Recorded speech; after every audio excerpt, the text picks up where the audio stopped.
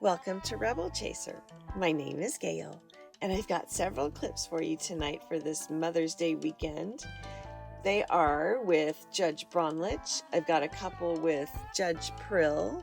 I've got one with Judge Stevens, and of course, Judge Rosie. I'm going to introduce them as we go along instead of all at once right now, but the first couple with Judge Bromlich. There's a father who can't afford any more child support. And of course, the judge doesn't listen. He never does. And the guy's got a bird that's with him. And at the very end, he shows the bird to everyone. But nobody sees it except me, I guess. And then the next one with Judge Bromlich is a couple that had been married for some time. And they have a house. And part of their divorce decree is to sell the house. But the wife moved out, the husband changed the locks, and he won't allow her in to clean the place so they can sell it.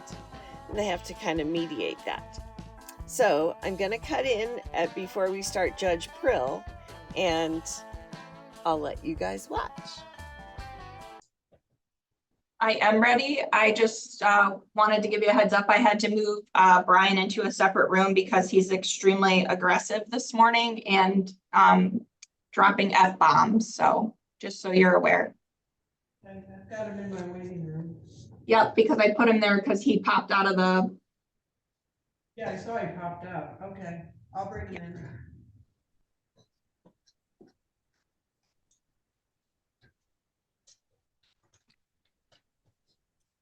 Court is now in session. On page 1, Amy Sobieski versus Brian Grace. For the record, this matter is before the court on the plaintiff's motion to compel answers to interrogatories, as well as plaintiff's motion modified child support and plaintiff's objection to a friendly court child support recommendation.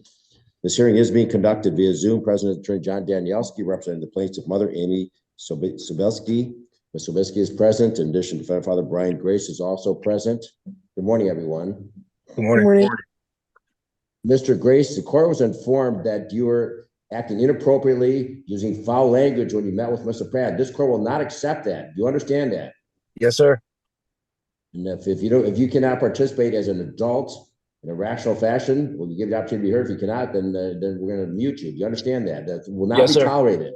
You should no, not I understand. It's just it's hard. It's hard not to be emotional when we'll talk about it. I'm sorry. I apologize. And if you cannot control yourself, then hire an attorney to talk on your behalf, Mr. Grace. I have no money to hire an attorney. I have to give it all to her. You're not giving it to her. You're supporting your children, Mr. Grace. 100%, sir. But I mean, if I may, you can stop right there. You can stop right there, Mr. Grace. All right. The parties have conferred with Mr. Pratt this morning. The recommendation of Mr. Pratt is that the child support, modified child support, enter commencing January 1st, 2024. Mr. Grace shall pay child support in the amount of $1,103 per month.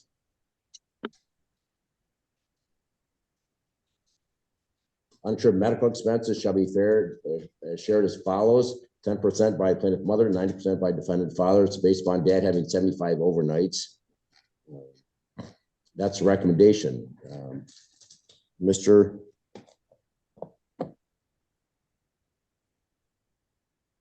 a pretty significant increase from the current support order of almost double the current support order. All right, Mr. Danielski, is this recommendation good with your client this morning?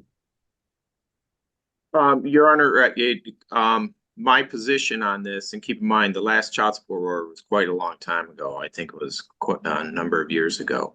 My position was, as I mentioned to Ms. LaPrade, if Mr. Grace wasn't going to object, I'm not going to object. At the end of the day, sure, I can live with it, Your Honor, but I'd like to make some comments because I think this is actually a very favorable recommendation to Mr. Grace. Mr. Grace had a previous employer. We have two girls here, by the way, Your Honor. They're with mom. Dad gets 52 overnights a year. Ms. LaPrade put him at 75 overnights a year. So she gave him 23 more overnights than he gets. He has every other weekend. from Friday to Sunday. So that's one advantage on the rec for Mr. Grace. The second is he had a previous employer last year that I attached the personnel records where he walked off the job in insubordination at work.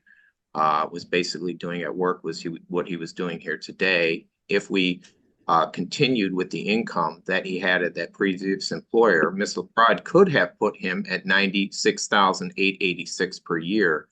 That's the income he was making there. In the child support formula, 2.01G says when a parent is voluntarily unemployed, the court should impute income. And that's what occurred here. He walked off the job, got in an argument with his supervisor, and Ms. LaPrade could have put him at approximately $97,000 a year, but she didn't. She put him at 48, and we'll live with it, Your Honor. But so that's another advantage to Mr. Grace. He's started a new job recently, January 29th of this year, and Ms. LaPrade looked at his income, prorated it for the year, and has put him at approximately $48,000 a year, which is what he has made so far this year. So it's a big benefit to him, what has occurred here. And then regarding my client, there's two girls. She also has a 2-year-old boy. She's a stay-at-home mom. Both girls have ADHD, anxiety, and some high maintenance things that require her to be there, along with the 2-year-old that she has. And the court can't impute income to her because if it did, the court would have to impute childcare, which would further increase Mr. Grace's support. That's 2.106G3. So overall, this is a very favorable recommendation. In my calculations, our support could be as high as $1,800 a month, Your Honor. So we'll live with it, Your Honor. Right. Mr. Danielski, what about the motion to compel answers interrogatories? I did get those. I believe they came in on Saturday. I saw them for the first time yesterday. And I did send those over to Ms. LaPrade, which had his current income. So I'm just missing that. Okay, so that request has been addressed, correct? The only issue this morning is child support? Yeah, yes, I'm dismissing the motion to compel. I believe that's right. What Your Honor. Yes, yep, that's all right.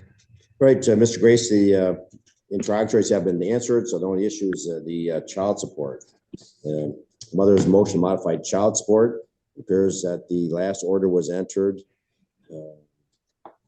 not sure what year, but some time ago. So I think it was 2018, but I think 2018, but I'm not sure. I know it's been a while. Right. To Mr. Grace, do you understand the recommendation this morning? I do. Okay, your response. Your Honor, all right. At FTech, I worked there for about 2 years.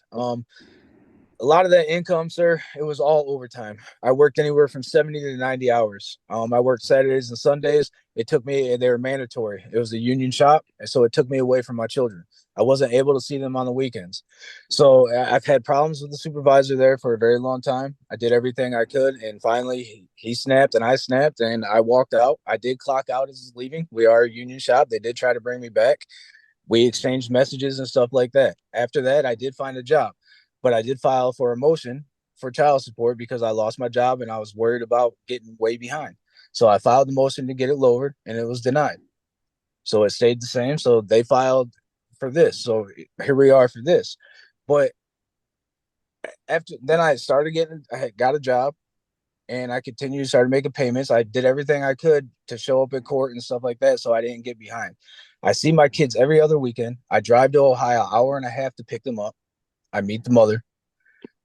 I do things with my children. I understand the $1,000 is for the children. I get that, but it's to support the children. But if I can't support myself, how am I to support my children?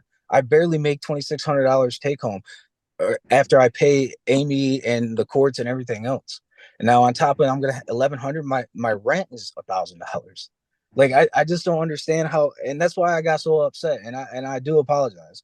But everything that's came out of her lawyer's mouth is to belittle me and make me look like I'm not a good father. And I am. She's an RN or an LPN, Your Honor, and she has not worked in 4 years, 3 years. I understand that she has another child, but that child is not my responsibility whatsoever. I take care of my 2 children, and I struggle doing it, but I do it. She's taken my kids from me to where I can't talk to them, so I had to file a motion. I filed the motion. I'm doing everything as a father. And it just keeps taking and taking and taking. She has a husband that she can rely on. I have nobody. I have me. And it's frustrating. So yes, I did get a little, my mouth gets the best of me sometimes, but I'm trying. And it went from $650. I'm paying $722 plus I pay $135. I have my kids on my insurance. So on top of that, it's going up almost double. And I barely make it as it is. So, I mean, I don't know what to do. I mean, obviously this is probably going to happen. I'm going to have to pay double, but I don't understand. Like, how am I supposed to support myself? You said that it's to support my children, but at the same time, I can't support them if they don't have a place to live when they come see me. I'm working now. I make $21 an hour. I work 48 hours a week, barely work any overtime. I drive an hour from my home. I drive 2 hours to go get my kids every other weekend. I didn't fight her on living in Ohio. I didn't fight her on none of that. But here I am. She's fighting me on everything. Everything from a woman that is wanting to support her kids but doesn't have a job. She's relying on her husband and my child support. It makes zero sense. I have no problem paying the $722 plus $135. That's what I feel that I should pay. And when my kids come, sir, we don't just sit at home. We go out to eat. We do things. We do activities. I buy them stuff. We have fun. And I'm not going to be able to do none of that. That's all, sir. That's all. All right, Mr. Grace, there's no question, of course, of mind. You're a good father. You're here today. You've been exercising your parenting time. That's not an issue in this court's opinion. The child support is based upon a formula, black and white formula, your income. My understanding, it's based upon your new income, not your former income, but your current income. Is that correct, Ms. Glad? You ran these numbers on his current income, and it's about $48,000 a year. I did, Your Honor. And if Sir, in fact, say something real quick. If Ms. Obeski worked, then there'd be childcare costs, and that would be a part of the calculation. You have to contribute to those childcare costs. And sometimes the childcare costs are pretty significant. I would rather pay the child to have, instead of her not working. We both should be working. So if I have to pay the child support or for the kids to be in daycare, then it is what it is. But at least I know she's working. But here I am, almost going double to pay a woman that doesn't even work. And I'm literally going to, sir, if I have to pay $1,100 a month, it will break me. It will destroy me. I will once again have to look for another job. And there goes me getting behind again because I can't make the payments. I'm going to literally have to find another job because I do not work enough overtime here to survive if this is the case. I just don't understand how it can double. Well, because of the fact it's not been reviewed in so long. Mr. Pratt, if the court imputed that minimum wage to Ms. Sobeski, how much difference would that make? Then, of course, we don't know what the child care costs are. Sir, the court has the authority to impute minimum wage to her. Is that correct? The court can do that, Your Honor. But again, yes, we could do that both ways. We could also make sure we imputed any child care that we may assume. The problem that you're going to have is that it's likely to be more because the child care will be higher if we were to impute an amount for her. So who's the child care for? So that's the court's final analysis too, Mr. Grace. The child care costs added in, even if we imputed minimum wage to her, you could be looking at more than $1,103. So this is based upon there's a child support formula set by the state of Michigan, and this is based upon the formula. So at this point in time, the court appreciates your position. I understand it. You can have an attorney review the figures. You can review all the calculations, and I think you will agree with this calculation. But this does not mean you're not a good father, Mr. Grace. Obviously, you're acting in your children's life. How is someone? I mean, if you guys do the math, I make $840 a week. Okay, if you guys are taking $1,100 from me, how is anybody looking for support with me? Like, if I can't, I'm not going to be able to support my kids if I can't support myself. And Your Honor, I was making the same amount that I was making 4 years ago. So I don't understand how it's up more when I'm making less, because I was working. That's all overtime. Everything it was all overtime, and I'm working none.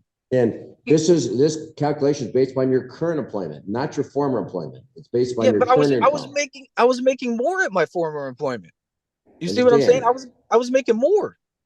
Right, but Your this Honor. is calculation. Mr. Pratt, can you explain? At the request of the court, if I put mom in at minimum wage and $800 a month in childcare, which is probably a low estimate, the support goes up to $1,504. Just so you're aware. But who's the daycare for? For the children. They go to mom's school. got to work. Somebody's got to watch the children. They go to school and she has a husband. Okay. Well, but then they need latchkey after school in the summertime. There's two parents in the household. Yeah. So I mean, they're 11 and 7. Yeah, it might be well worth it to invest in an attorney. Just have an attorney consult for this limited issue of child support. Have him run the figures. If he knows the Michigan child support guidelines, Mr. Grace. Well, why would the court's going to rely upon the firm of the court, this is Mr. what you guys ran, and it's 1103? Why would it change if I get a lawyer? That's just more money that I have to spend in the broker I get. Because you can confirm with the lawyer that this is a very good recommendation. That's what you can confirm. I already know I already know. I either go with 1103 or I get screwed at the 1500. So I'm in a win-lose situation.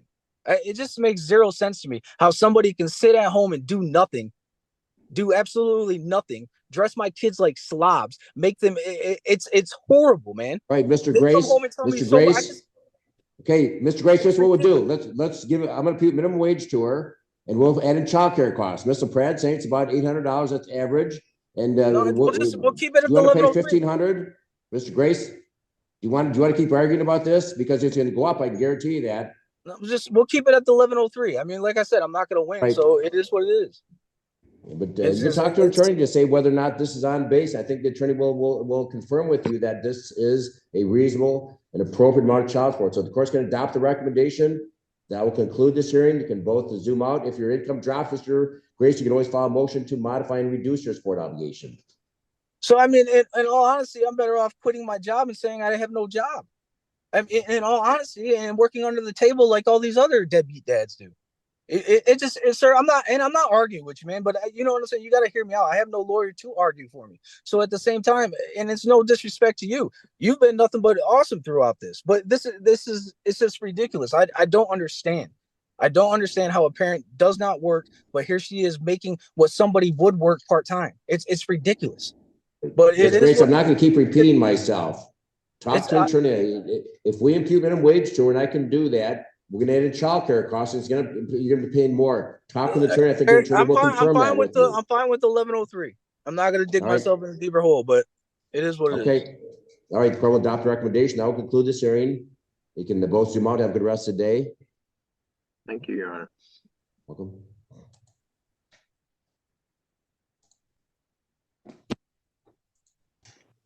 For exam 9 at 2:30, Megan Ray versus Jerry Ray Jr. For the record, this matter is before the court on the plaintiff's motion for order to show cause. The plaintiff being Megan Ray, asking this court to order the defendant, ex-husband, to leave the marital home so as to facilitate the sale of the marital home. This hearing is being conducted via Zoom. Megan Ray is present. Is Jerry Ray present on audio? I am. Right. Good afternoon, Mr. Ray.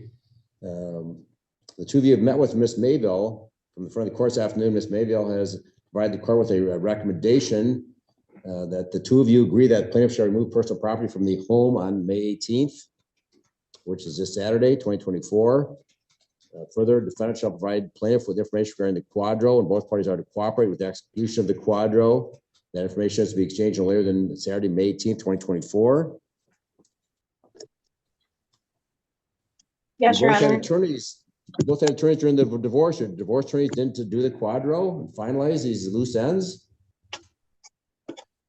The paperwork just needs done. It just needs filed, I guess. Well, usually the attorneys help to those loose ends, but if you guys are doing it yourself, I mean, you need to figure out how to do that. Yeah. So I'm not sure what information needs to be provided, but do you both understand what information needs to be provided? And you're going to exchange that on Saturday. Is that correct? Yes, Okay. Yes. And have you both agreed what personal property is going to be taken from the home? yes. Yes, she's Right. So had we're not 9 gonna months have and to she's have deputies out there. I don't know. I just don't want no issues. Okay, that's what I'm asking. Have you made a list? Miss Ray, Yeah. have you provided, inform Mr. Ray what you're going to take? And does Mr. Ray agree that you can have those items? We did when we did our divorce agreement. It's just personal property, nothing of marital value. There isn't much left out there. Understand. Miss Ray, you complicate things by moving out of the home. It says that each shall be awarded the personal property occur in their possession. But it says you get the medium TV in your room, the furniture set, dishes, a sofa sectional, and your personal effects. That's it. Yes. Right. So I took That's all you're going to. no. That's all you're going to secure, right? Yes, Okay. Do you have a pickup truck or a trailer lined up? I am. Yes, for Saturday the 18th. My uncle Jody is going to help me do all the moving. I had to Okay. flee the home a week and a half after our divorce. I Okay, didn't have Mr. Ray. Mr. Ray, what time? Let's set a time the two of you going to meet. 10 o'clock? At noon or something is fine. Let's agree right now so that we don't have any issues or problems or confusion or misunderstandings. That works for me. Right. Noon? Yes, that's fine. Okay. So Miss Ray, be there at noon. Get it all done. Don't come back the next day. Get it all done. Absolutely. Yeah, and Judge, I would like to address this too, Judge. She's been in contempt of court since September of last File a year. motion, Mr. Ray. File a motion. The only Okay. issue before the court today is actually about the real estate. So if she's in contempt, you file a motion. Right now, Miss Okay. Ray's asking you be ordered to vacate the home because you're complicating, not cooperating with respect to the sale of the home. And Miss Ray, I have first of all, two shame on you offers. for moving out of the home. And shame on you for not keeping contact with the realtor. Even though you're not in the home, I why have- shouldn't you be in contact with Mr. Welch all the time? And if he's got an offer, he should be calling you. Yeah. The Why is it offers so came in today. complicated? The offers just came in today. Your Honor, I'd like to speak Miss if I Ray, here's could. what the court's gonna suggest. Call Mr. Welch and tell him you wanted to meet him at the home at 12 noon on Saturday. You've employed him as your realtor. You two of you call him, tell him you want him there at 12 noon on Saturday to discuss these offers, what needs to be done. Listen to your realtors. You're both throwing money out the window if you don't work together to market this home properly. Your Honor, the issue with the property is that it's depreciated as he's been living there in the last 8 months, and Corey Okay, has yes. told me. Miss Ray, you should not have moved out. You should have made sure that the home was protected, but you've moved out. And then if you're gonna move back in, the court's suggesting contact Corey Welch, tell him you want to meet him at noon on Saturday while you're removing some things and discuss with him what needs to be done, whether the offer that's been presented should be accepted. If it's too low, then what needs to be done to improve that offer. Okay, And then he changed the lock. if you I need to cannot even modify or get in make it. some additions or corrections to the home, you should make those improvements. I can't get in. He changed the locks. Mr. Ray, you cannot change the locks. Miss Ray, you can break the door if you want. I mean, Okay. it's still a marital home. Mr. Ray, if you Thank don't, you. you cannot, you have no authority, no right to change locks in that home. Even though she That's why moved out? That's why I haven't been able to do anything in 8 months. He changed the Well, locks on me. I went to go Miss home. Ray, from first of all, you should have hospital. consulted your attorney before moving out. You put yourself in a bad position. So, Mr. Ray, are you going to provide Miss Ray with a key to that house on Saturday? She moved out though, Your Honor. Mr. Ray. So I gotta the court let is her ordering come you- freely to the house? Mr. Ray, Miss Madel, put in the order, the defendant, Mr. Ray is ordered to provide a key to the home to Miss Ray on Saturday. All right. Yes, Mr. Ray, you have no right, no authority to change the locks in the home. It's still a marital home. Miss Ray has the right to go in there. If you don't want her in there, then you file a motion for exclusive use of the home.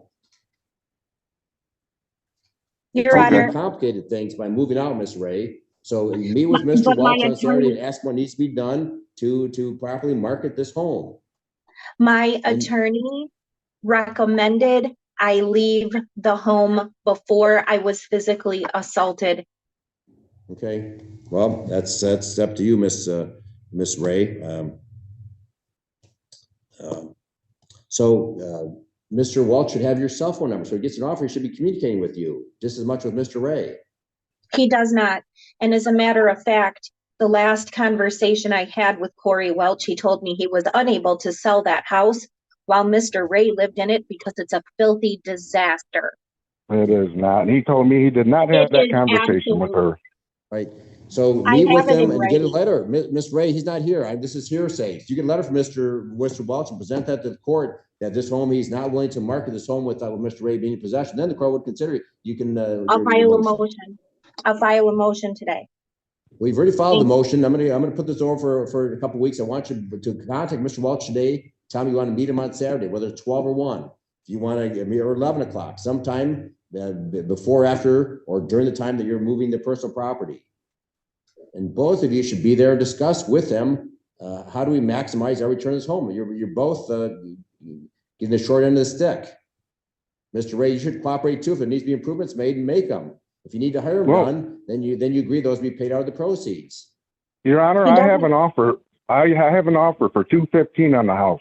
If she wants to accept that, we'll go with that, and I'll keep the house. I'll pay her out, and we can be done with this today. And Don't so have to here deal with we it no go. more.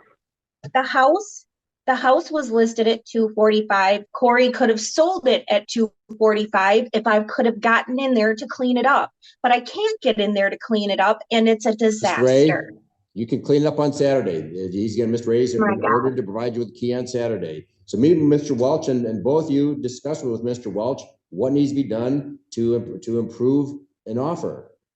And I'd like to bring this up, Your Honor.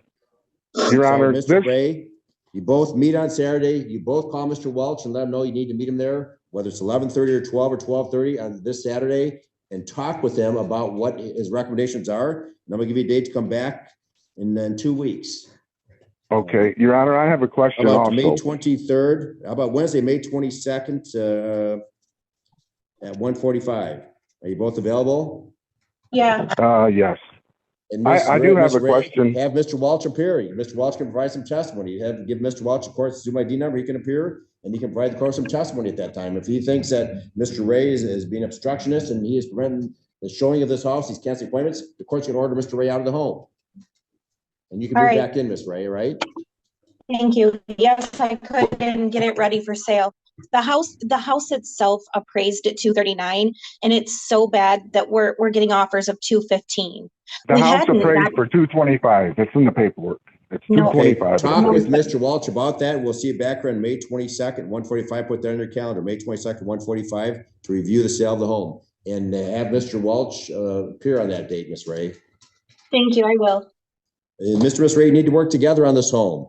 Otherwise, I'm gonna appoint a receiver to sell it. And then the receiver's gonna get, that attorney's gonna be paid off the top of the proceeds. You're gonna lose another $5,000. Because if you can't work together on this, the court's gonna appoint a receiver. The receiver will be paid out of the top of the proceeds. You're both gonna be on the short end of stick. So it's contrary to your best interest to not work together. Okay, can I ask a question? Provide Miss Ray with a key. Once again, Mr. Ray, you cannot lock her out of the home. Provide her with the key on Saturday, and meet with Mr. Welch on Saturday and get the personal property out of there. So at least that issue is done. We'll see you back on May 22nd to Wednesday at 1:45 p.m. Your Honor, can I say something? Go ahead, Mr. Ray. Oh, okay. So if she comes in the house when I'm not here, what happens when my stuff disappears, though? We'll take a picture. If it's missing, then video everything in there.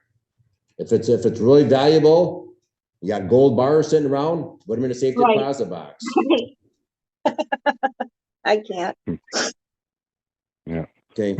All right. Will I get paperwork in the mail on this? Yes. Again, you're not going to offer to get it before Saturday, but she's going to be there around noon on Saturday. You're both going to call Corey Welch and get him out there so you can talk to him together to see what his recommendations are. He may recommend to accept that offer, Miss Ray. But the two of you should talk to him at that time, Mr. Ray. Provide a key to Miss Ray, and Miss Ray has the right to, if she wants to move back in the home, she can do that. Yeah. Well, actually, we were trying to reconcile, but she's spent the night many a times here. Okay, we'll see on May 22nd. Then it's 2 weeks away. All right, you can both zoom out, and you'll both get a copy of this order. If you want a copy today, you come down to the front of the court and get it. Otherwise, it's going to be put in the mail and tomorrow. Hopefully we'll get it on Saturday, but maybe not. There's no guarantee. But certainly get it before the Okay, review well- date of May 22nd. We've got it scheduled for the 18th for her to come pick her stuff up, is when it's the 18th. Yeah, you're gonna meet at the That's house what- this Saturday. Miss Ray's gonna remove personal property. Let's at least get that separated, get that issue done with. Miss Ray, don't take anything else that you're not specifically sir. awarded. Don't take anything else not specifically awarded to you. No, sir, I wouldn't, and there's not much there anyway, except for my thing. Okay, and call Mr. Welch when you get off the phone here and tell him you need to meet with him on Saturday noon. Okay, thank you. And both of you should be All right, there. thank you, Alan. All right, you can zoom out. All right. So what really bugs me about Judge Bronlich is that he will not listen to the people that come before him. Like in the second case, the woman was trying to explain that her ex, or soon-to-be ex, locked her out, trashed the house. Now the house is worth significantly less, and he will not allow her to get in to clean it up so that they can put it on the market. And Judge Bronlich just wasted so much time because he thought he knew everything instead of being quiet long enough to listen to her. And then in the first case, he threatens the guy because he says, if your ex worked, you would have to pay for childcare then. And that's way more expensive. And the thing is, his kids are in school. Why can't she work while his kids are in school? I don't understand that. I had a good friend, still a very good friend of mine. She's a registered nurse, and she worked 12-hour shifts nights. She worked from like 7 p.m. to 7 a.m. She had very minimal child care. I think she had a roommate that stayed there. So there was somebody there all night long, or grandma was there, or they went to grandma's. I'm not really sure how that all worked, but she had very minimal child care. She was there to take them to school. She worked like 3 days a week because they were 12-hour shifts. So she was there, she'd go to bed after she took them to school. She'd go to sleep. And then by 3 o'clock when they got out of school, she was awake and she had plenty of time to spend with her family. So I call that bull that she can't work. She can work. She chooses not to. And they really need to impute more to somebody who can work and won't. She probably has a college degree. He probably helped her pay off her loans. I don't know. I have no idea. I'm just guessing. But still, that's ridiculous. You can work. You can at least work part-time. You could work full-time if you actually wanted to. She just doesn't want to. Anyway, the next two cases are with Judge Prill. I don't want to say much about him until the end. The first one, the woman is a thief and she embezzled money from children. And then the second one with Judge Prill is a mom that has a huge arrearage in child support. So I'll let you guys watch. People of the State of Michigan versus Christine Marie Gettle. This is file number 247096 FH. Time and date set for sentencing. Ms. Gettle is present, represented by Attorney Dallas Lizzie. People are represented by Chief Assistant Prosecuting Attorney David Wallace.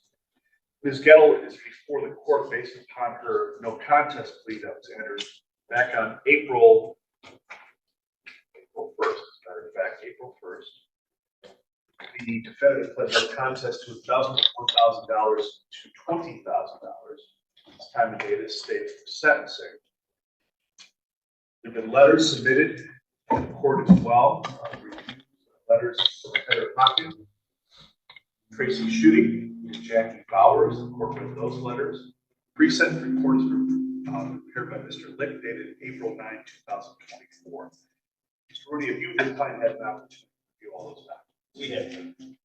Regarding the pre-sentence report, are there any additions, deletions, corrections, or objections to the report other than guidelines? Not to any of those or guidelines. Ms. Gettle, do you agree? Mr. Wallace, any objection? Report as well as time. No, Your Honor.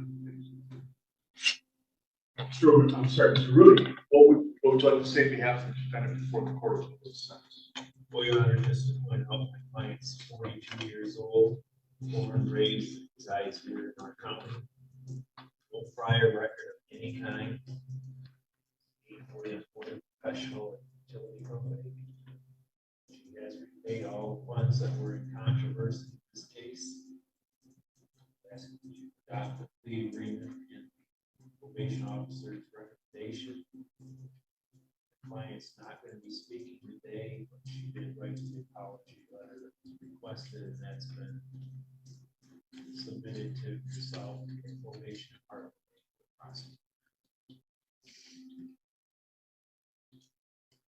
All right. Regarding the apology letter and the letters that have been submitted in this case, in your opinion, Mr.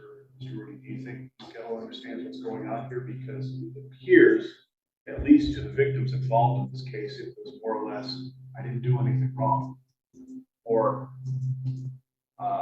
this is not what it's supposed to be. Words to that effect. How do you respond to that? I think mistakes were made, and she's taking responsibility and paid back even funds that were questionable. So she just decided to pay them. Mr. Wallace, on behalf of the people, this is a victim rights case. Yes, Your Honor, and Heather Hawkins here in the courtroom. And if I might inquire, Your Honor, on the letter that the court referenced of Jackie Bowers, was there a date on that one or no date?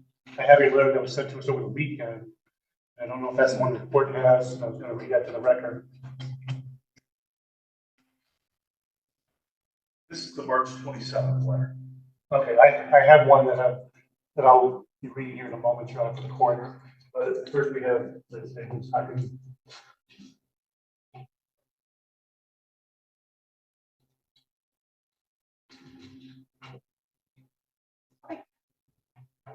Morning, Ms. Hawkins. Good morning. Heather Hawkins? Yes.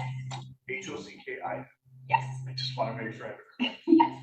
What would you like to say, please? When I found out there would be a chance to speak today and address the court, my response was immediately no, I was going to pass.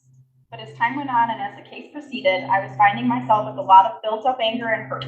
Speaking my truth in front of everyone here today is my way of moving forward.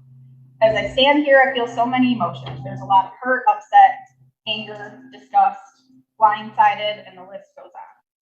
When Christine decided to step down as the head coordinator of the Laker Youth Football Program, no one wanted to solely take on that responsibility.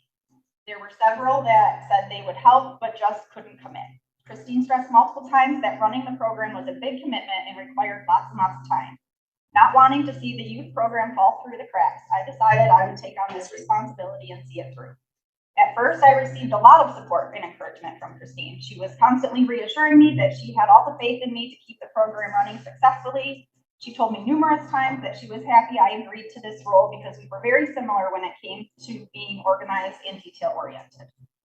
As we got closer to the season starting, running the program began getting more and more difficult. I started seeing certain behaviors that just didn't make sense. For example, Christine continued to push for me to make bank deposits. She gave the reasoning of being held liable for all the money that was collected during registration. I constantly reassured her that the money was protected and locked up in a safe. The only reason the deposits were not made right away was because I couldn't justify putting money somewhere where I didn't have access to it.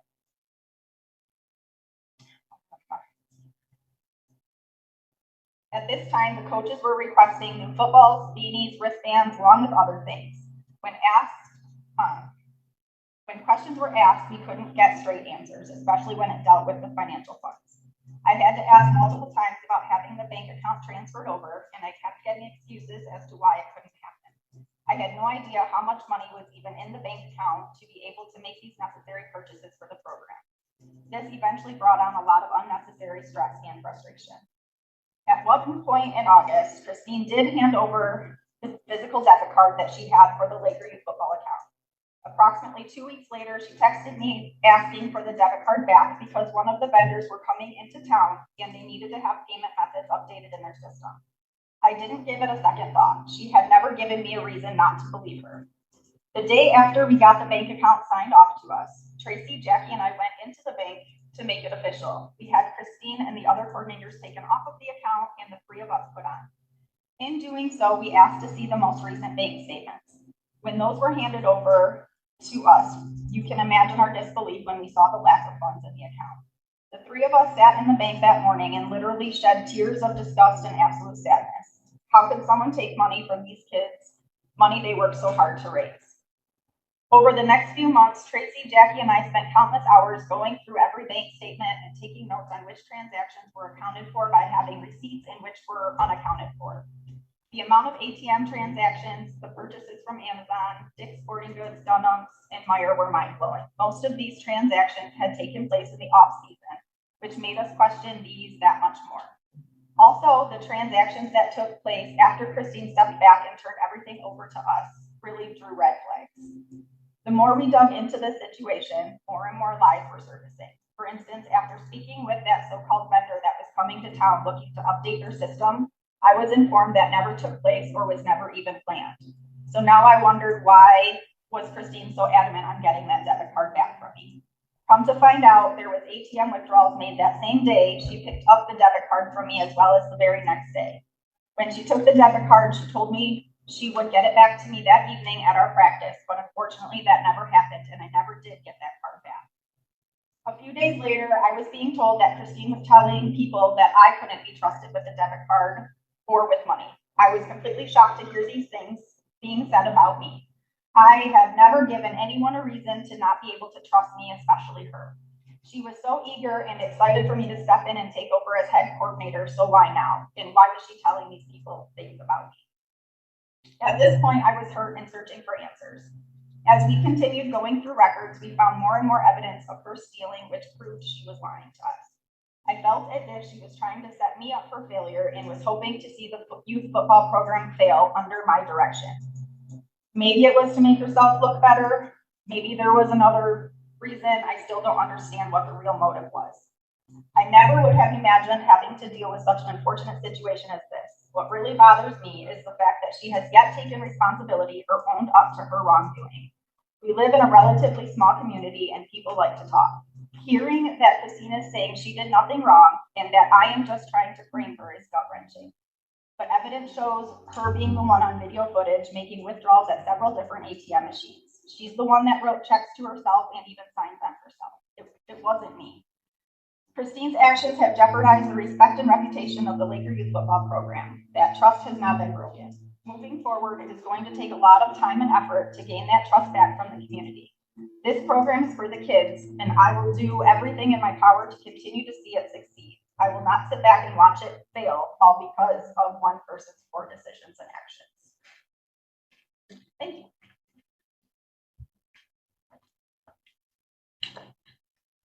And then also, Your Honor, I have a letter from Jacqueline Bowers, who has you read this in the report.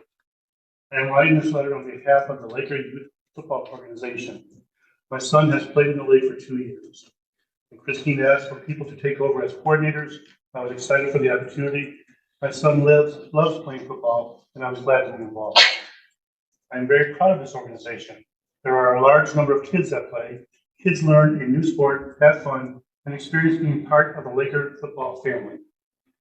The varsity football team is always welcoming of the kids and making them excited for the sport.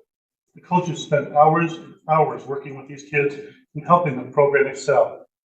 As coordinators, we work hard to make sure the kids have everything they need. Parents put in time, effort, heart, and money into helping their children be a part of the sport. The saying goes, it takes a village to raise a child. To run a successful youth football program, it takes an entire community. That community is the reason I wanted to address the court today. As a parent and as an assistant coordinator, I have worked hard to pay for my child to be part of this league and to help with fundraising to be able to afford things such as new helmets and uniforms. The entire Laker community and beyond, including friends and family, have been affected by the depth of the organization's funds. Fundraising is a huge part of how the organization operates. When we ask the community for help through purchasing raffle tickets and other fundraisers, people that pay their money to our organization expect that money to be put to good use. It is a matter of trust and integrity. When we discovered the huge amount of missing funds, we as coordinators were heartbroken. I felt like all the people that helped our organization had been lied to and stolen from. Kids, parents, coaches, and community members have all been affected. I am concerned for the future of our organization. I believe in the program, and the poor choices and actions of one person do not reflect the rest of the people involved. However, community members that are not directly involved with the organization may find it difficult to trust Laker youth football in the future. When a parent asks family members to help with fundraising in the future, they will have the stigma of Christine's actions on that request. Many people in the community do not know people by name. They may not trust the entire organization anymore. That is devastating for those of us involved. We want the kids to have the very best and feel that Christine's actions have greatly jeopardized them. I have not seen any sort of apology or remorse from her, and I feel as though she needs to be held accountable for her actions. Thank you for your time. And Your Honor, I review the recommendation, and based on our agreement, we ask the court to fashion a fair and just sentence. Thank you. Kettle comes before the court with no prior record. Actually, Mr. Murray, did you just say something? Just quickly. Go ahead, I'm sorry. As far as the debit card, they have her name on it, so. Debit card organization. That's what they did. Debit card back. I would agree that other ladies that were involved, they have the right to their opinion, and they have equally valid interpretation of what happened here. So I'm not saying that their feelings or whatever are not right or anything like that. But all of the facts or their version of what happened here is all encapsulated in the plea agreement. Like I said, my client has paid them back full and they've been made whole.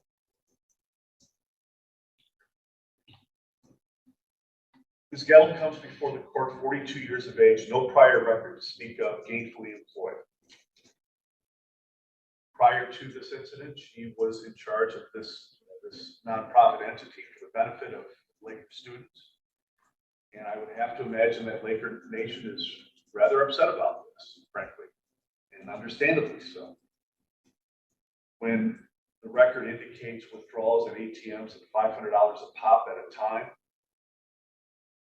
purchases at Amazon, Dunham's, Dick's Sporting Goods, Meijer, a pet collar was purchased, a Blink video doorbell, jeans, sandals, coolers,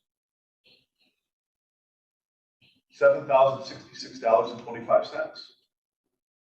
That was the amount that lease was agreed to between the people and the defendant relative to restitution in this case. And it's kind of two things that are going on here. Number one is the effect it has upon the students and the community at large, because of the fact that we live in a small community. It was stated we rather small. We live in a small community, frankly, and I'm not trying to correct it, but I can tell you when these things happen, it spreads like wildfire. And then the question is, well, are we benefiting our kids? Are we able to do these things? And I can tell you, at least just from my personal experience, when it comes to athletics, parents, I mean, we're energized when it comes to our kids. We want them to not only get a great education, but to enjoy their education as well through whether it be athletics or other alternative programs that are available through the school. And how do we get those programs? How do we start a youth football program? How do we start a quiz bowl team? Whatever it might be, it takes money. It takes a lot of money and it takes a lot of time and commitment. And it's difficult to raise money nowadays. We live in a society now with high inflation, low incomes at times, and we're trying to make ends meet. And so when you give that dollar to a Laker program or whatever program it Certainly, it's hard-earned money, it's hard, but the benefits are incredible. So that's the one part of this. The other part of this is, again, people trust us when we walk up to them or go to their door and ask or invite them to a fundraiser. Then we ask ourselves, well, where's the money going? And here, it didn't go where it was supposed to. Now, clearly, a plea agreement was reached between the plaintiff people and the defendant in this case. The court is very pleased that the restitution was paid.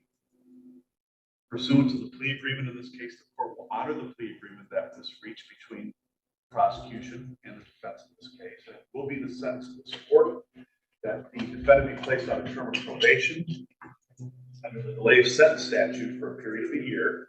And the idea of a delayed sentence is it can only be 1 year. The maximum for any court can proceed on a delayed sentence is 1 year. Conditions of probation include the standard conditions that Ms. Gettle is not to violate any criminal law, but the government not to leave the state of Michigan without prior court, notifying the probation agent at least monthly at such times and places the agent may require, not to use or possess alcoholic beverages or other intoxicants or enter bars or the places where the primary purpose is to serve alcohol for consumption on the premises. She's to comply with the requirements of alcohol and drug testing as directed by the field agent. She shall not attempt to submit any fraudulent or adulterated samples from testing, or hinder, obstruct, tamper, or otherwise interfere with any testing procedures. She's to complete any mental health or other recommended treatment following assessment by a qualified community-based service provider. Not to engage in any assault and abusive, threatening, or intimidating behavior. Not to use any object as a weapon, nor own, use, or have under control or area control a weapon of any type, not even an invitation. Not to be around anyone that possesses those items. Or to allow the field agent to your residence at any time for probation supervision, where you shall submit to a search of your person and property, but not limited to your vehicle, residence, and computer, without the need for warrant if the probation agent is reasonable cause to leave you have items that violate the terms of your probation. You are not to work in a position where you have direct control over or access to another person's money. You are employed with include the standard genuine efforts regarding employment. You are to pay restitution of $7,066.25 to the Laker Youth Football Program. And the court notes that on April 4th, the organization acknowledged the receipt of that restitution from Ms. Gettle to the Laker Youth Football Organization. Crime victims assessment of $130, probation supervision fee of $30 per month regular, $60 electronic. Court cost of $100 payable at the rate of $10 a month. A fine of $200 payable at the rate of $20 a month. Attorney fees in the amount of $400 payable at the rate of $35 a month. State cost of $68. And if referred successfully complete any PA 511 programming based upon eligibility. The court will review the sentence next year, just shy of next year, to determine whether the terms and conditions have been complete. If they are completed, then the court will direct at that time to the lesser conviction. However, if the terms and conditions are not met, certainly not only do we have a felony, but we also have potential for jail time as well, which can still happen on misdemeanor as well. But it's my duty to inform you of the right to seek leave to review. If you're financially unable to provide counsel your own choice, the court will assign counsel for a public expense. The court notes initial to receive a questionnaire form requesting the assignment of counsel, but those must be executed under oath and filed in the court for 42 days. Mr. Rudy, you acknowledge your client's receipt of the appointment of attorney? Yes, Your Honor. May 5th will be the review date at 9 a.m. relative to the delay sentence. Thank you. Court calls 2 matters. This matter of Stacy Marie Martin versus Jeremy William Maurer, 2009 415 ADP, as well as Craig Weitzel versus Stacy Marie Martin, 2017 6219 DP. Before the court is Stacy Marie Martin. My understanding is that there was a bench warrant issued for her arrest, and we either one of these files. Mitchell Holtwood from the front of the court's office appears. Before we proceed there, Ms. Martin, would you please raise your right hand? Yes. You swear or affirm that the testimony you're about to give will be the truth, the whole truth, and nothing but the truth? Yes. Thank you. You may put your hand down. Mr. Holtwood, could you advise the court what's been happening with this matter? Yes, Your Honor. We were last before the court end of February of this year, when Ms. Martin had, on two bench warrants, one for each file. Ms. Martin had failed to appear for a show cause hearing regarding failure to pay child support. At that last court hearing, Your Honor, which I believe was February 27th, Ms. Martin was present in the courtroom before the court. And at that hearing, the court had found her in contempt for failing to appear, recalled the bench warrant. You had sentenced Ms. Martin on both files, 15 days in the county jail, 6 days to be served on the weekends. She was to report to the county jail on Friday, March 1st and be released on Sunday, March 3rd.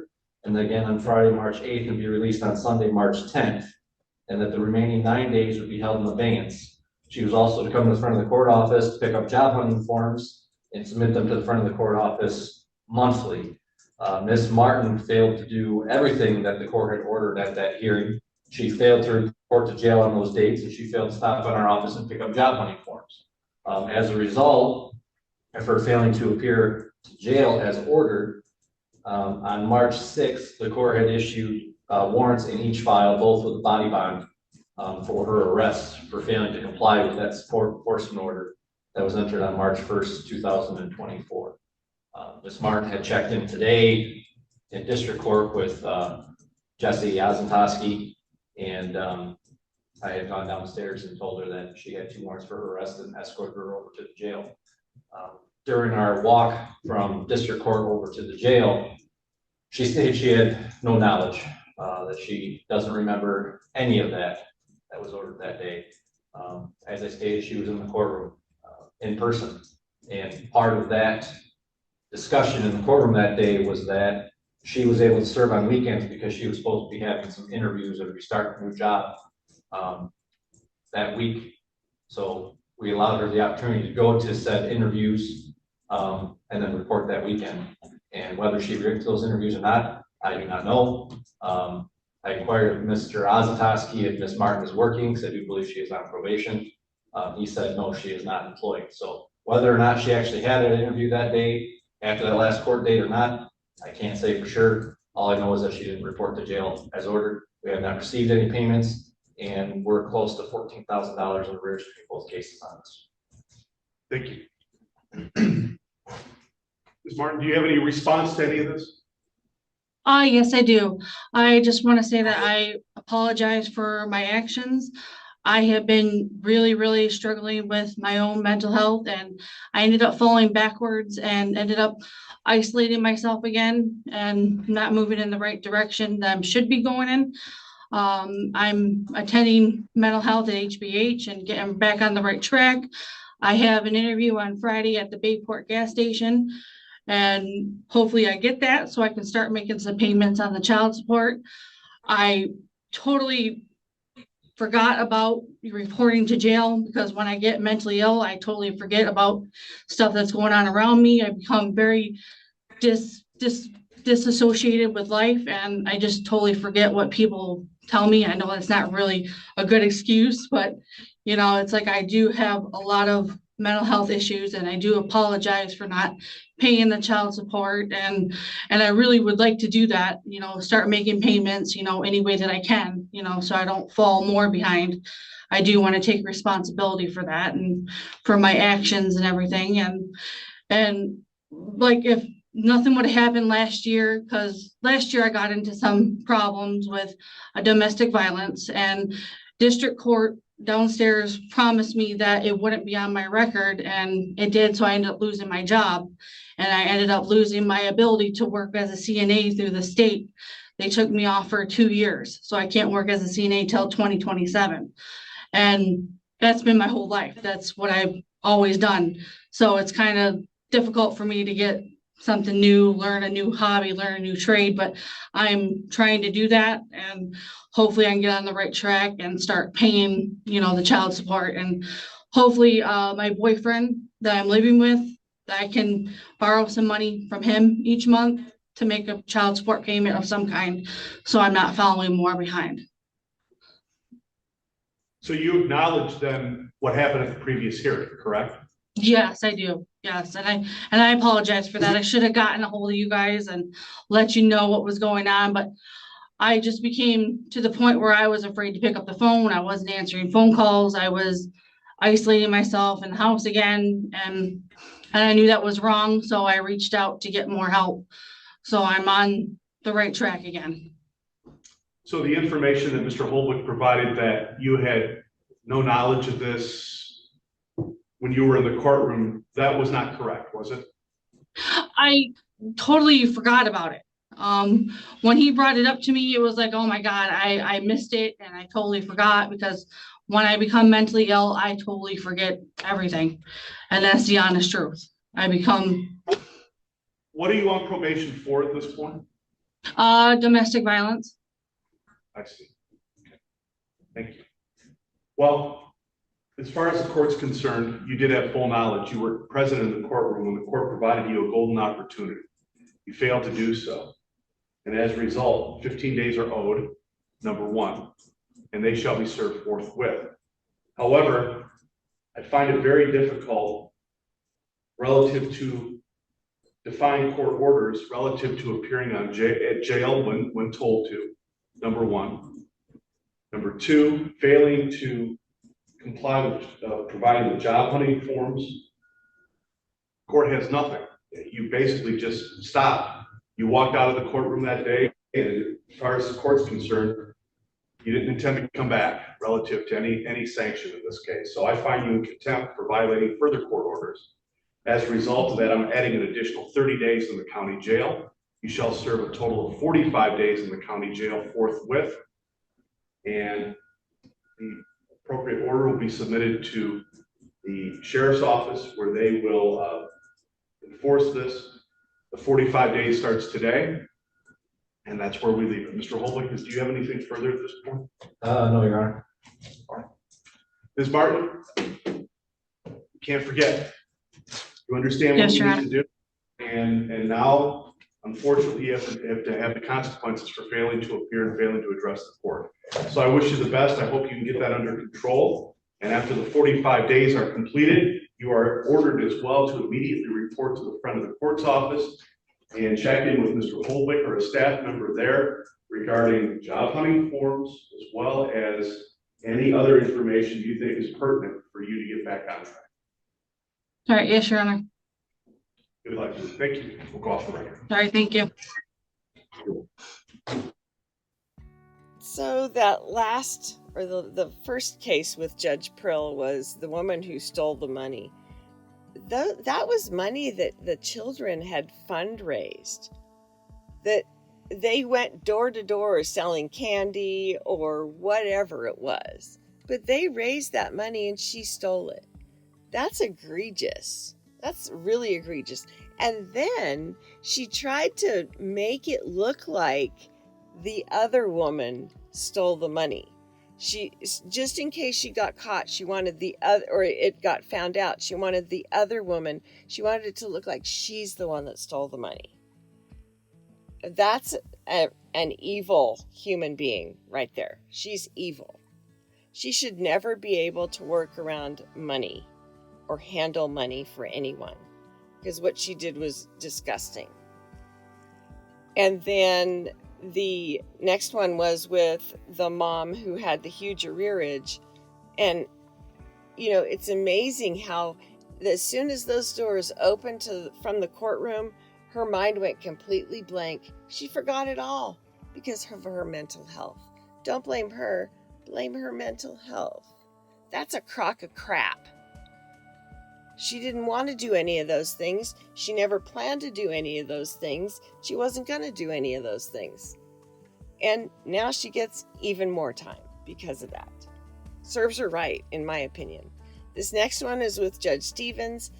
I had already recorded this and I was going to do it, and I saw it on somebody else's channel, but I figured I would show it anyway, just in case you guys hadn't seen it. Here you go. Your Traviante partner? Yes, sir. You really don't think too much about this court, do you? This is my first time. Yeah, well, you're not showing any respect at all. Look at everybody in the room. Look at all the men. You see everybody? Like, it was important you wear your gold necklace, No, but you have a say- T-shirt and you're going to interrupt me? No, sir. Do you know any rules of conduct? I don't think you do. I don't think, I think you grew up kind of off the grid here without any sensibility of, well, politeness, rules of decorum, rules of behavior. This is a court of honor. We deal with the Constitution. That's what we do. The law of the land. You look like you're here ready for a clam dig. You're on the beach about to do a clam dig. That's what you look like. If you need some clothes to borrow that, you know, make you look like you appreciate and respect the proceedings here, we can get that for you. But everybody in, look at the men. Everybody's got a tie except the people who are wearing uniforms. You're charged with, listen, a crime that can put you in prison for 10 years. You think that's important in your life? Yeah, it is important. You listen to what isn't that important in your life? Yes. 10 years of your life, 10 years in prison. This is the way you're dealing with it, showing that you really don't care much about it. This is what you wear to go to the convenience store, I guess, in the middle of summer. Dress nicely. All right. I'm not going to tell you you have to wear a tie, but you're looking at up to 10 years in prison. Why don't you show some respect, not only to the proceedings here, but for your own life? Your own life. I mean, if nothing else, you want to at least impress everyone that you understand and appreciate the proceedings. This really looks like you don't care. What about your own life? Everybody else is here. Look, there's your attorney. He's dressed. But you're the one who's the guest of honor. It's your life, not his. It's your life at 10 years. Dress better than that. Do you have parents? Yes, sir, but come on. Yeah, but the point is even if they didn't have, some parents aren't good role models, but you're 18 now, right? Yeah, you're an adult. You can't blame it on the parents anymore.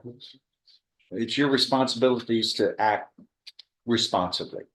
And the first step is, you know, wearing, when you come into proceedings like this, would you go to church like that? Why not? No, but would you just wear a t-shirt to church though? Yes. Well, look, go to Salvation Army. I'm on the board. They'll fix you up with some nice clothes for people who can't afford it. Yes, sir. There are places in town that can help you dress nicely, especially when you're here. But you're wearing a gold necklace. I mean, come on. Show what's important in life. You know, a jewelry, I guess, has its fashion importance, but really, it doesn't work well with a t-shirt. So, you know, fix that. But if you need some help, I'll help you. The Salvation Army, it has nice clothes for people. It's not just used stuff. They have nice clothes for people, and they're right on the highway. My point is, dress nicely. You're an adult. You're an adult. Start acting responsibly and fix this mess here that you're in. Not only criminal misconduct, but every day, like how you wear your clothes. That's important. Anyway, Go ahead, Mr. Rose.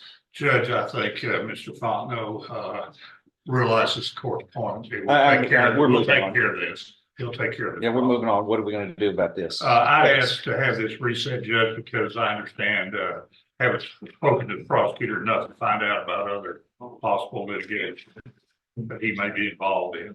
Okay, what did I say? 3 weeks? 3 weeks. That's Okay, fine. good. And Your Honor, I believe previously in a murder trial that we had, he had posted an autopsy photo of the victim on the internet, which we can get a photo of that for the court, after the court posted on there. You're going to have to play like that's not the only case that I've done since I've tried 550 some odd. It was And we have every day, we have a big docket. Help me out. Daryl Prevost murder trial, Your Honor. It was That is familiar. at McDonald's. It occurred at McDonald's. Oh, in the drive-thru? Yes, sir. What did this person do? I had posted a photo of the autopsy on the one of the he copied it off of here when it was placed on the YouTube and put it on the internet. You did that? You did that? Because you did that, you're going to jail right now. Because there's a sign that says, don't record any of this. Yeah, I didn't. They be having fake pages, they be posting stuff like. Oh, somebody else doing it? Yeah, they got a whole bunch of fake pages that be trying to make it seem like. I'm gonna believe you. Look at the way you're dressed. I can show you, Steve. Like, I can show you right now. Oh, show me right now. Judge, I apologize to the court. I'm not aware of this, and I'm Well, sure you remember that I that can. case. I mean, I wasn't presided over that party not to long that ago. case. I'm And- sure the prosecution can give me a copy of it. We can, Well, I can figure out what happened if the court would just. we help people in Because contempt I and just that don't. in the crowd. There were people who posted videos from inside the courtroom. They were well, just no class, just classless. Who would do something like that? You know, it's a murder trial. Oh my gosh. And that just shows people don't think right, properly, decently. But there are rules, and we're going to hold people to the rules, or else the rules don't matter. And the rules make us act in a more in a fashion that's higher than the animal behavior. That's what makes humans special. We're supposed to have reasoning and thought. A lot of people don't act like that. It's animalistic almost.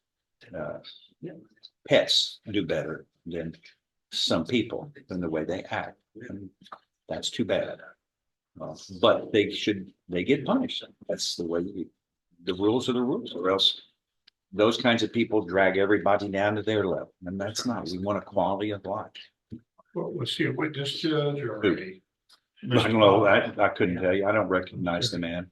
Okay. There were a lot of people in that trial. He was sitting in the audience. He was one of the ones that. Yeah, if they were in the audience, I Again, I apologize. If I could get with the prosecutor, we can figure this out. Yeah, they made a big mess out of things, and they got in trouble. People got in trouble. Yes, sir. Well, I think we can take care of that problem. So I speak of Mr. Fondo. All right, get a resetting. Get a resetting. Get a resetting. Wait till we get outside. I don't know about you guys, but I really wanted to see what this guy was wearing. I really wanted to see his clothes. We couldn't see him. But only Judge Stevens can give that kind of dad talk. And obviously the guy needed the dad talk. It's a good thing he gave it to him. And then this last one, of course, my favorite, Judge Rosie Speedlin Gonzalez. I'll let you guys watch. Let's get on the record in case number 705-785 in the matter state of Texas versus Mr. Joseph Torres. Mr. Torres, can you hear me? Yes, ma'am, I can hear you clearly. And have you given consent? Have you given permission to Ms. Daniel Cranberg and this court to go forward with your proceeding via video conference, also known as a Zoom app? That's correct, ma'am, yes. Thank you, Mr. Torres. Please stand by. Can I get announcements from the attorneys for and on the record, please? Raven Pena for the state of Texas. Danielle Cranberg for the defense. Ms. Pena, have you disclosed all discovery materials to Ms. Cranberg? Yes. Sure. And Ms. Cranberg, in your review of those materials, is everything in order with your client's discovery? It is, Your Honor. Do you believe that Mr. Torres is mentally competent to proceed today? I do, Your Honor. Do we need a translator or anyone to assist him with special needs? No, Your Honor, I don't believe we do. Thank you. Mr. Torres, I do need to swear you in. Please raise your right hand. Do you swear or affirm that the testimony you're about to give will be the truth, the whole truth, and nothing but the truth under penalty of perjury should you lie to the court? Yes, ma'am. I'm sorry. Is that a yes, Mr. Torres? Yes, ma'am. I say yes. You may put your hand down, Mr. Torres. Mr. Torres, I have some questions for you. Are you happy? Are you satisfied with your legal counsel and quality of legal representation? Yes, ma'am. I'm satisfied. And are you the same Joseph Torres, who is charged with the offense of assault, bodily injury, married, alleged to have taken place on the first day of April of 2023? Is that you, sir? Yes, ma'am. The offense you're charged with, Mr. Torres, is a Class A misdemeanor. It is punishable by up to 1 year of incarceration at the Bexar County Jail. In addition to 365 days of jail time, Mr. Torres, the court can fine you up to but no more than $4,000. And for this offense, you risk losing your Second Amendment constitutional right to bear firearms, have guns, and handle ammunition. Mr. Torres, do you understand the charge against you? Yes, ma'am. How do you plead to the charge, Mr. Torres? No contest. Are you pleading no contest because you do not want to contest, you do not want to fight the charge filed against you? Is that true? Yeah, that's true. And do you understand that even if you plead no contest, that the court can still find you guilty? Yes, ma'am. Before I can accept your plea, Mr. Torres, I need to make sure that you know and that I inform you of the fact that as you sit before the court at this moment, you do have constitutional rights. You have the right to a trial, Mr. Torres. You have the right to a trial by a jury of your peers. And you have the right to require and demand that the state prove this case against you beyond a reasonable doubt. Mr. Torres, knowing you have these rights, do you still wish to plea? Yes, ma'am.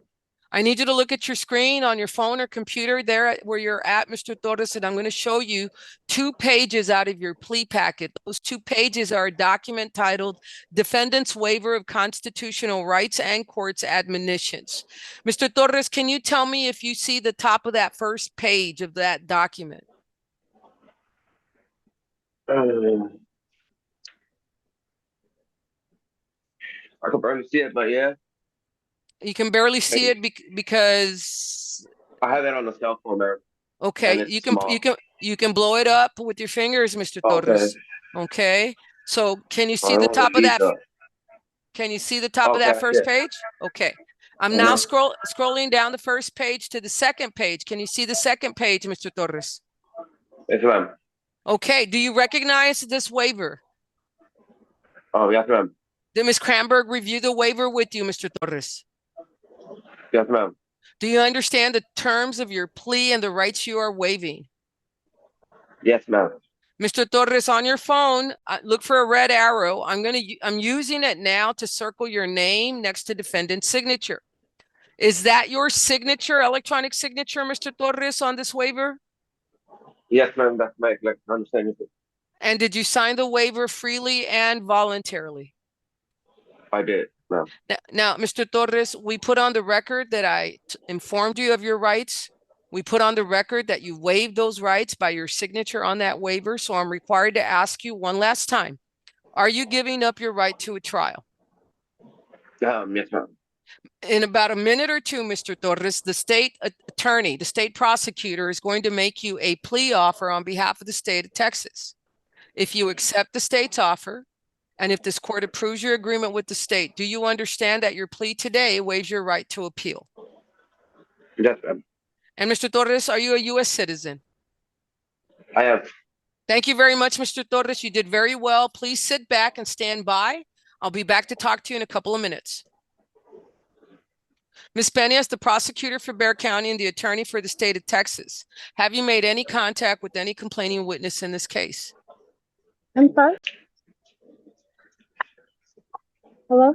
Ms. Peña, can you hear us? Yeah, I can hear you. I think someone is talking on the, I don't know who that is. It's a free for all today, Ms. Peña. Just do the best you can. Okay. I'm looking And I see that we have not been able to contact the CW in this case. Despite that, are you prepared to move forward with the plea offer to Mr. Torres today? Yes, Your Honor. What is that offer? That offer is a $500 fine plus court costs, plus an affirmative finding of family violence, 8 months of deferred adjudication, BIP, a trauma eval, parenting course, 30 hours of community service, $100 to the battered women's shelter, $30 to Crime Stoppers, and no harmful or injurious contact with Sylvia Yanez. Sylvia is spelled Sylvia, and Yanez is spelled Yanez. And that's all I know. Okay. And Ms. Cranberg, is this the offer Mr. Torres accepts today? And is this the agreement he's asking the court to approve? It is, Your Honor. Okay, Ms. Pena, does the state object to the court abating the affirmative finding of family violence and issuing a no firearms, guns, or ammunition in its stead while the defendant completes probation? No, Your Honor. And okay, so let's talk to Mr. Torres. Ms. Cranberg, is there anything else you want me to address before I speak to your client? No, Your Honor, thank you. Okay, Mr. Torres, let's have a conversation. First of all, do you work? Yes, ma'am, I work. Where do you work? I work at part-time Houston National Cemetery. Okay, and do you have a high school diploma? No, ma'am. But you do have kids, correct? Yes. Okay, and let's see here. You have 30 hours of community service, Mr. Torres. I can zero you out on that, but I need you to do 2 things while you're on probation. Actually, I need you to do one of 2 things that I want to add here. I will zero you out on community service, but I want you to either get your GED while you're on probation, or I want you to complete a class called Pathways to Healing. Do you want to do one of those 2? I have my GED, ma'am. You do? Okay. So do you want to do Pathways to Healing instead of community service? I'll do the community service. You want to do community service instead of doing a class? Are you serious? I don't have too much time, man. And what makes you think that the time spent on community service is going to be the same? Time is time. 60 minutes is 60 minutes. You know what? I'm going to help you out here, Mr. Torres. Because you still have to miss work to do community service. Yes. Why are you crying? Because no one's telling you to lose your job or miss work. Yeah, but the case that I'm going through, that's why it's over my daughter. I have my daughter. She gave up her right. Well, she didn't give up her right then, but she told me she don't want to co-parent. So my whole thing with her, I've been separated for five years, and then I will stop looking up. I'm always taking my kids. Here's what I want to do for you, Mr. Torres. I don't want you to do graffiti wipeout. I don't want you to go pick up trash for your kids to drive by and their kids to make fun of them because their dad's picking up the trash off of I-90. That's not something I want you to do. I want you to be a better parent. I want you to understand what upsets you. And that's why I'm asking you to do this class. And you know what? I'm not going to ask you. I'm going to tell you to do it. I'm going to zero him out on community service, and he's going to do Pathways to Healing. Any objection to that, Ms. Cranberg or Ms. Benya? No, Your Honor. No objection, Your Honor. All right. So today, Mr. Torres, I'm going to go ahead and approve your application for probation, and I'm going to approve your agreement with the state. I'm going to accept your no contest plea for the assault, bodily injury, married offense alleged to have happened on the first day of April of 2023. I'm going to sentence you to 8 months of deferred adjudication probation, order you to pay a $500 fine. And guess what, Mr. Torres? I get it. You're raising your kids by yourself. I'm going to zero you out on a fine. So you have a 0 fine, Mr. Torres. I just did that for you. Stop crying. Thank you, ma'am. You're ordered to pay court costs. I'm not going to issue the affirmative finding of family violence right now, but there will be a no firearms, no guns, no ammunition order. That means no possession, purchase, ownership, or use of firearms, guns, or ammunition. Mr. Torres, do you have access to or do you own any firearms, guns, or ammunition? I don't, ma'am. Okay. We're in court right now. There's not a laughing matter. Darby and Ambrosio, cut it out. Mr. Torres, while you are on probation, you cannot purchase, possess, own, or use a firearm, a gun, or ammunition. While you are on probation, you cannot live anywhere, stay anywhere, or visit any location where firearms, guns, or ammunition can be found. You cannot be a passenger or driver in any motor vehicle in which firearms, guns, or ammunition can be found. And we're not taking your right to hunt away, but we are dictating to you what you can use to hunt with. You cannot use a firearm, gun, or ammunition to hunt with. And you told me a little bit about Ms. Yanis. You can have communication with her, Mr. Torres, but it can only be the type of communication that is productive. It cannot be communication that will drive her to call law enforcement on you. Do you understand me, sir? Yes, ma'am. Okay. I need you to do the bib course, and I'm going to give you until July 7th. I usually only give a month, Mr. Torres, but I have a respect for men that stand up and parent children on their own. And I know it's a lot of hard work. And I don't want you stressing out, but I need you to do this class. So you're ordered to complete the bib course, the Batterers Intervention Prevention Program, and I'm going to give you until July 7th to get registered. You also ordered to complete the men's parenting class, compadre, compadre. There'll be no money to the Crime Stopper Fund, zero. No money to the Battered Women's Shelter, zero. Okay, no community service. You're going to do Pathways to Healing. You're going to sit down and do a trauma assessment and follow any recommendations. And if you can get all of this done in less than 8 months, Mr. Torres, I'm going to pre-approve early termination of probation, Mr. Torres. You can't get a better deal than this, sir. Don't screw it up. This is your second chance, Mr. Torres.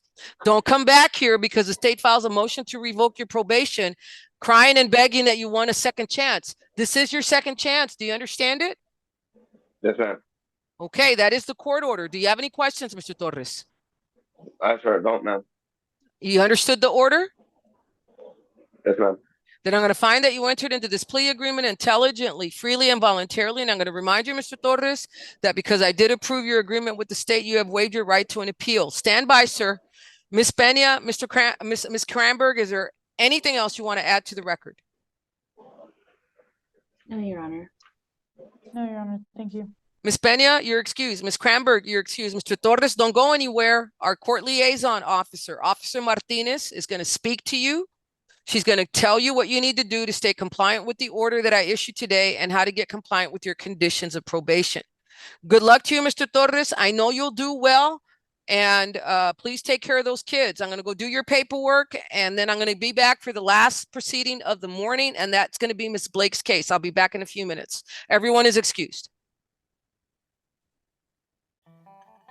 Thank you guys so much for watching. I hope you all have a wonderful, wonderful Mother's Day. Spend some time with mom. If you're a mom, spend some time with your kids. If you don't have any kids, just enjoy your day.